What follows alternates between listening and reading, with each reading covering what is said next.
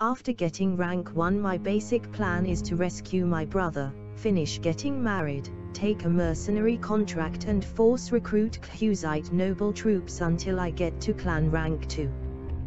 Vara long knife will do for fulfilling the quest. We even get 25 renown for establishing our clan.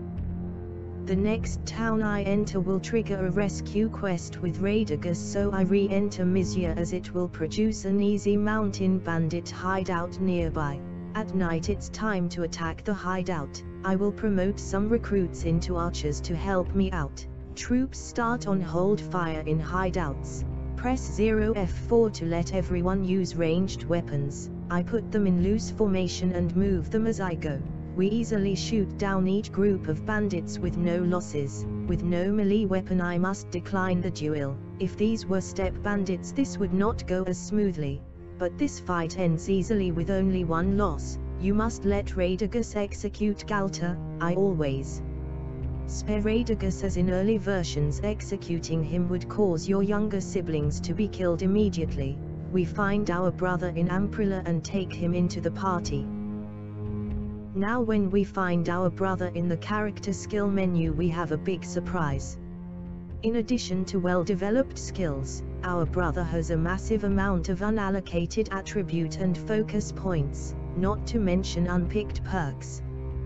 This makes our brother about as useful as 2 other lords combined. I spend his free attributes and focus points to maximize his potential as a quartermaster, governor and captain. I may also change him to my surgeon later if I cannot find another. I give him max intelligence and enough endurance and control to reach certain useful perks I want on him later. There are many perks for you to go through and some hard choices. I focus on perks that would benefit a Khan's Guard captain, governor perks to enhance security and loyalty in fiefs and perks to reduce garrison costs. I'll go through a few particular perks that shouldn't be overlooked. Paid in promise at 100 steward skill as well as giving hands at 125 steward will let you discard unwanted armor and weapons to give experience points to your troops. A useful ability at least one clan member should have. The virile perk at 25 charm will help him produce more baby clan members. There are a collection of useful perks to boost loyalty and security, such as Heroic Leader at 75 leadership, Presence at 125 leadership, To be Blunt at 51 handed, Skewer at 150 polearm and Mounted Archery at 100 bow skill. Setting our brother as the quartermaster in the clan party menu will increase our max party size to over twice what it was, from 40 to 85. However, due to a bug we won't see the change when we first look at our party. Only after exiting and opening the party screen again will we see it. Keep this in mind for other perks and policies that change your max party size. Before moving on, I spend a bit to arm my brother and Vera with ranged weapons and hand-me-down gear. The light crossbow is good for any wanderer without high bow skill. She will earn levels easily with it. I will continue to buy cheap Imperial chargers, but I must save some money for my marriage payment. On Kinteg's trail I still need to fight anything I can to raise my skills. With archers my tactics change a bit. By using the advance command I can pull back my ranged units and send the infantry into harm's way, as I still need to raise medicine skill. But I don't want to lose all my troops at once. It's a strange balance of losing just enough each battle. Catching up to Kintig again, I save my game and start the second phase of the marriage game. However, I fail over and over.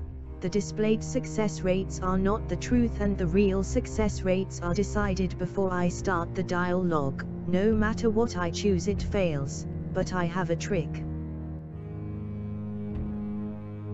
If you get stuck on a marriage dialogue and cannot pass it no matter how many times you reload and try, you can fix this by reloading your save, moving on the map a little, saving again, and then when you try again your actual hidden chances are different.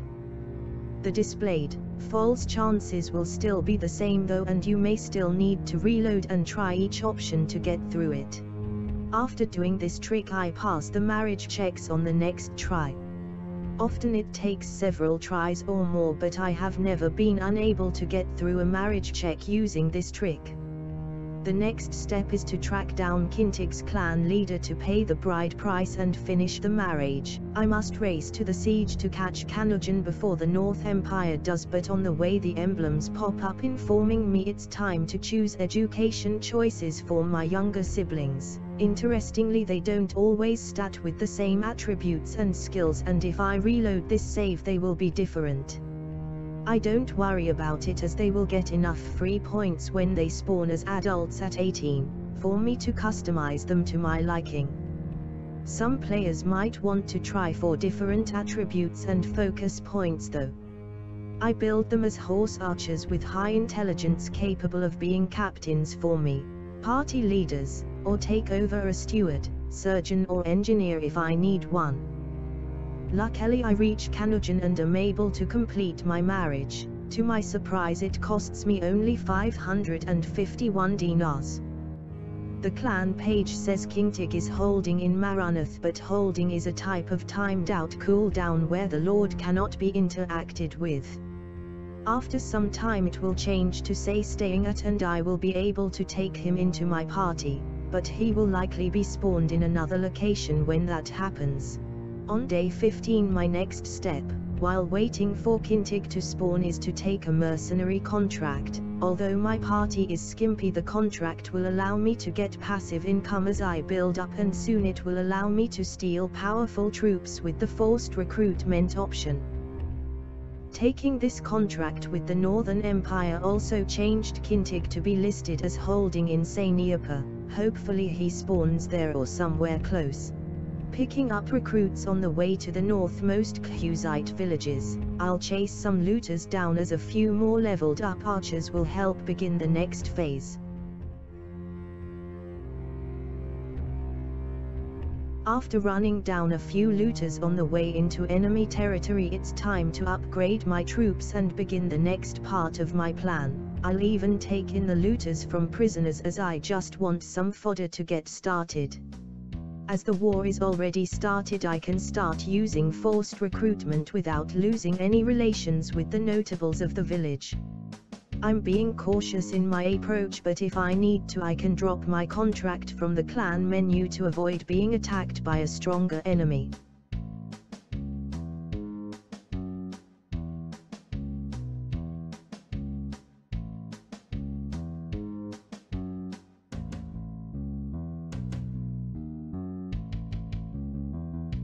I now have enough troops to use the new pre-battle deployment screen.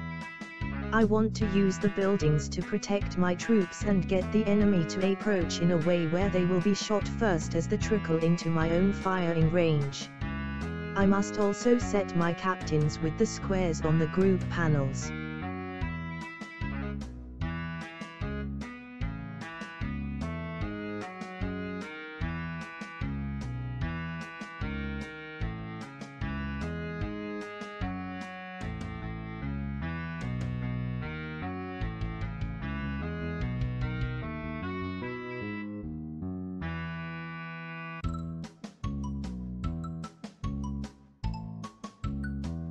I move out alone to disrupt the enemy's approach. If I can stagger out their numbers, my forces can destroy them. If not, I'll have to retreat before they clash as I am outnumbered and outgunned. A head-on fight is not acceptable. It must be won using all advantages available.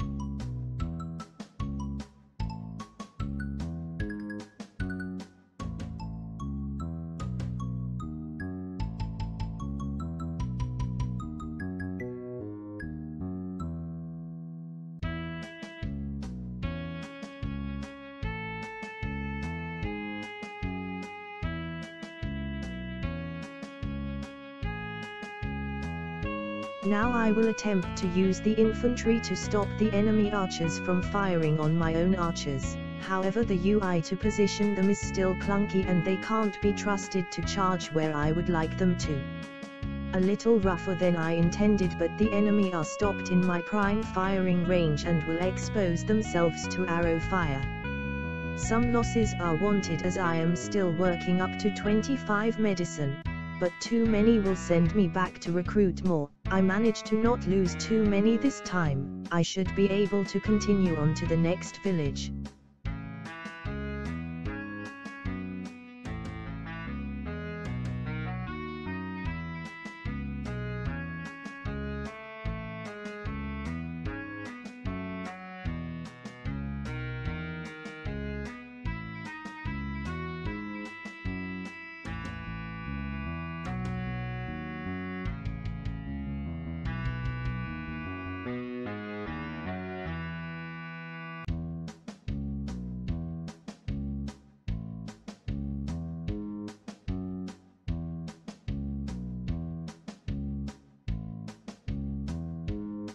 These forced recruitment battles against the militia are an excellent source of early renown, influence, loot and prisoners. But the real prize is the noble Khuzite troops. Most of these early Khuzite nobles' sons will remain in my forces for the entirety of the game to come. They are valuable investments worth their war horses they consume to upgrade.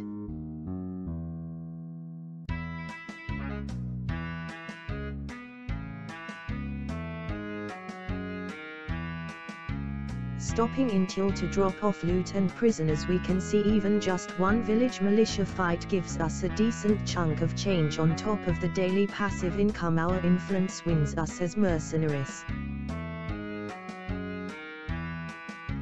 We can even afford to buy more diverse food. This will help our brother increase his steward skill. Exiting till I spot some dogged Khuzite pursuers, but with my Batinian forest speed I can easily escape them and head to the next target.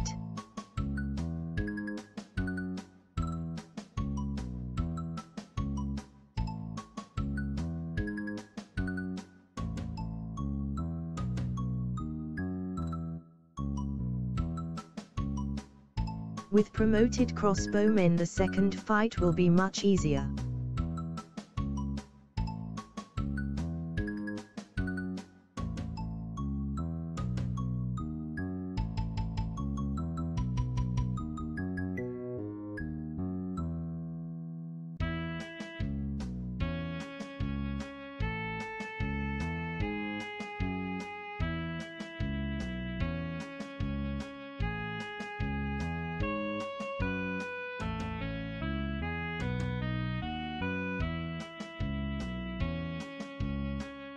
I continue to make sure and get all my infantry downed as I really want that medicine skill so I can be more aggressive in the coming battles.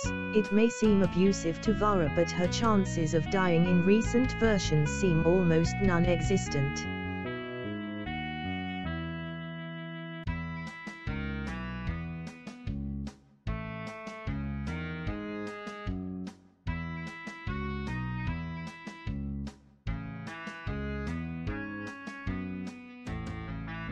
Snaking through the enemy map, using the forests to outrun any parties also allows me to raise scouting as there are more chances to spot tracks from the enemies that have been zigzagging all over this area.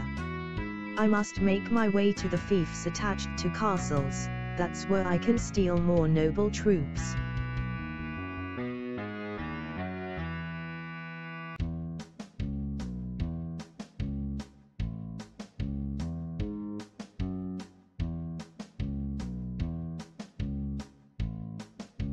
Soon my firepower will be great enough that I can just alt-tab out and read some forum posts while my troops kill the militias, but for now I still need to supervise my troops and disrupt their enemies a bit.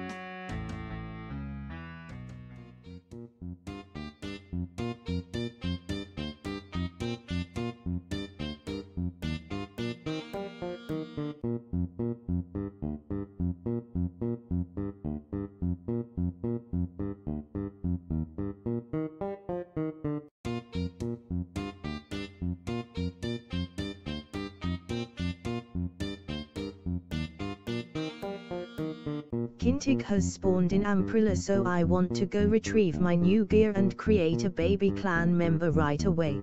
But I've got pursuers in both directions, but again the Botanian forest speed will let me escape and get enough distance to be safe.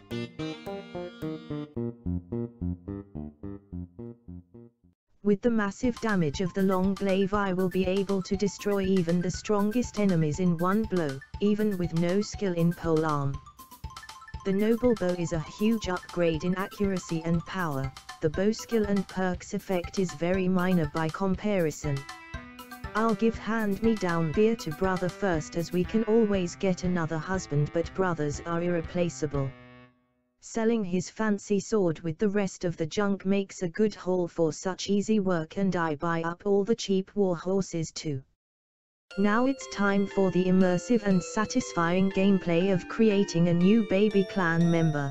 To do this, we must wait with our spouse overnight through the morning paytime check to have a chance at reproducing. But I'm sure you know that from watching that video all about it. The one with the goofy music that expects you to read everything. Why make a video if you're gonna have to read everything? Our daily chance of pregnancy is about 16% for this age of mother with no children. I can just reload the game if my character doesn't get pregnant, so that I don't waste too much campaign time.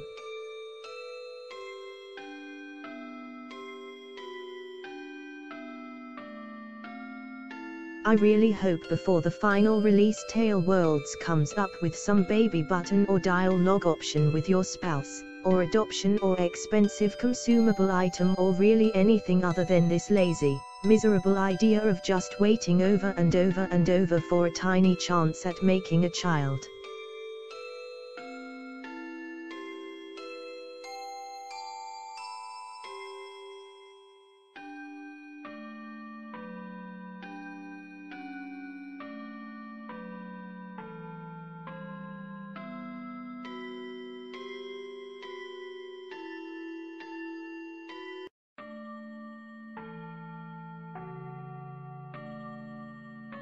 It took 8 times. 8 times I had to reload the game and sit there watching the little sun icon come up. I've done this probably over 100 times over many games, and I despise it.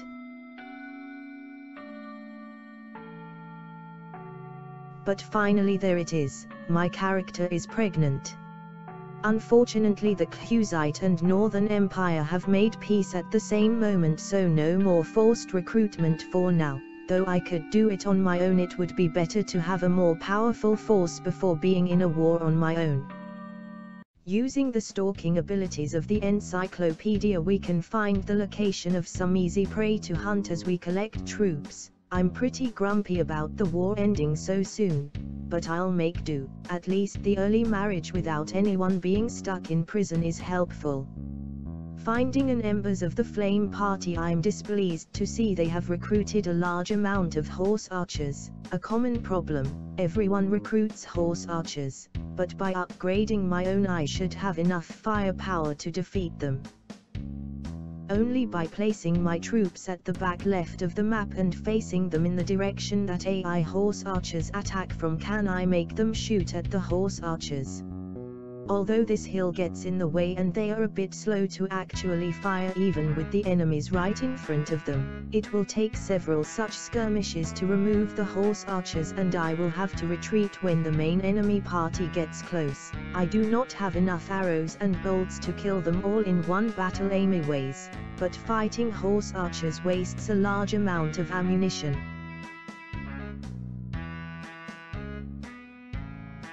The second firefight is more effective as I've moved up to the hill, but I can see the time is limited before the enemy party gets in range. Retreating will reduce the loot gained when I win, but protecting my investment in armored horse archers is my first concern. If this were a more powerful enemy, I might even retreat the troops and thin them out alone first to minimize losing a powerful troop to AI stupidity.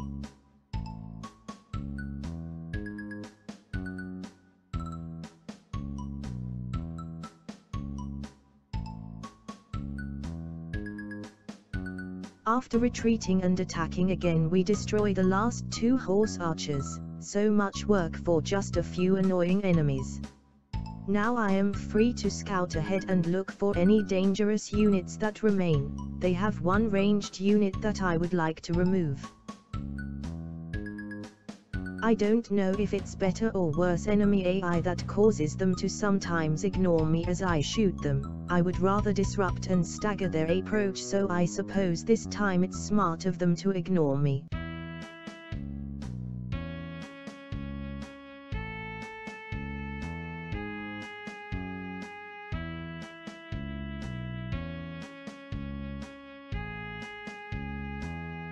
Moving my few infantry to one edge of the enemies will let them get a few kills at least, but they will be lost here.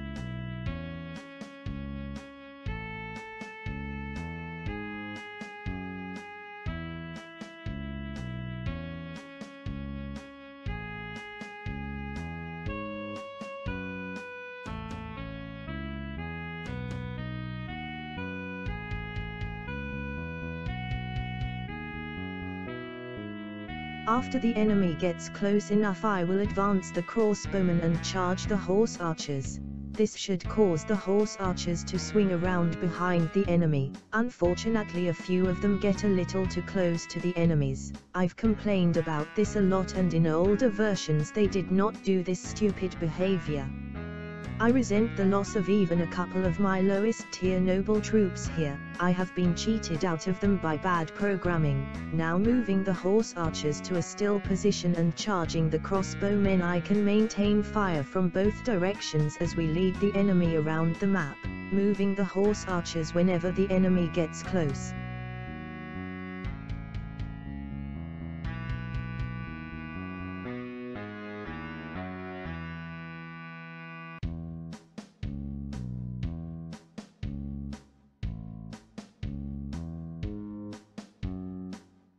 The enemy is much reduced now, but I can see my troops are almost out of ammunition. It's risky, but I don't want to retreat a second time. After a bit more wearing them down, I will prepare to charge them from both sides. The armored noble horse archers already have glaives and will be very effective in melee.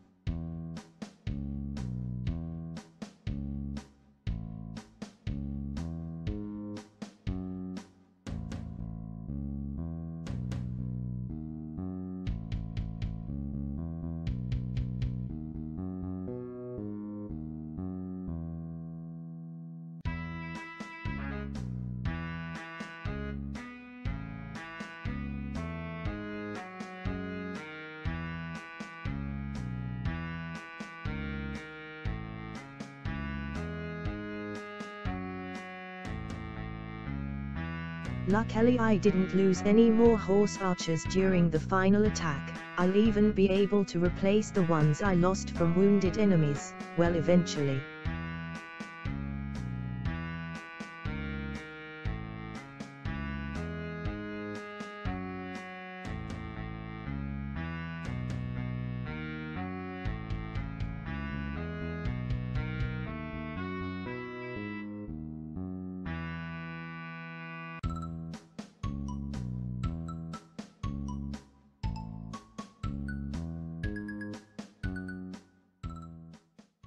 Cashing in my embers loot, I pick up another wanderer who serves no role for me and head out to recruit noble troops the slow legit way. Sometimes there's a lot, but this game it's one or none a village. Finding a passable quest, I'll do it. Extortion by deserters at least gives me some renown and loot.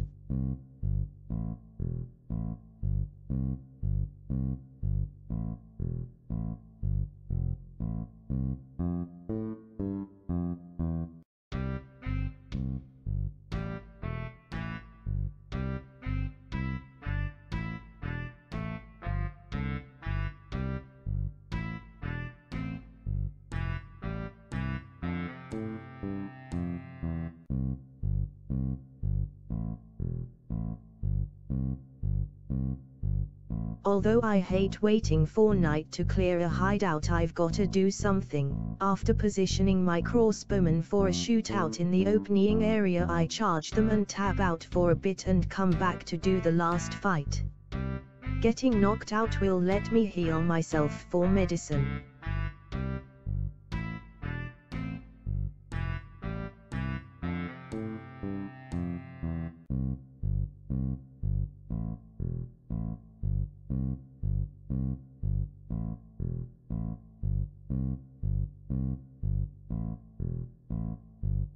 A good turn of luck, Southern Empire goes to war. I can take a new mercenary contract and force recruit from the Clusites some more.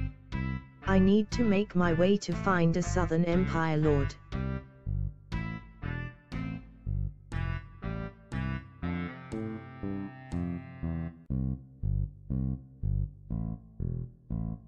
In order to use only our weaker troops to level off the looters, I will use the helmet icon on my horse archers group and create a second horse archer group on panel 5. Then I slide the less armored troops into group 5, zooming in to watch to make sure it's only the low tier troops.